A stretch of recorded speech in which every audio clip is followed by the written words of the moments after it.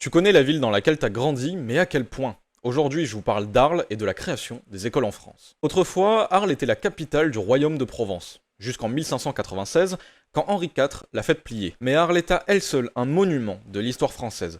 C'est d'ailleurs cette ville qui est à l'origine de la création des écoles en France. Au début du VIe siècle, un concile est organisé à Vaison-la-Romaine. Et c'est l'archevêque d'Arles, Saint Césaire, qui le présida. Beaucoup de sujets sont débattus, notamment l'organisation cléricale de la région, mais un retient en particulier l'attention des historiens. Saint Césaire eut une idée brillante. Pour transmettre la parole du Christ, ils vont créer des scholas. En latin vulgaire, ça veut juste dire école. Dans des chapelles, des petites églises, partout dans la région, les prêtres recueillaient 12 garçonnets et leur transmettaient la parole de Dieu.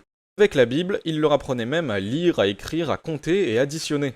Petit à petit, ces scholas se répandent en même temps que la parole du Christ. La suite, vous la connaissez bien. En 789, Charlemagne signe l'Admonitio Generalis, ou l'exhortation générale. C'est ce texte qui permettra au royaume de France tout entier de disposer d'écoles et de manécanteries. Pour vous donner un ordre d'idée, au XVIIIe siècle, Paris comptait plus d'une centaine d'écoles, ce qui prouve bien que le Paris de Saint-Césaire fut un exploit total.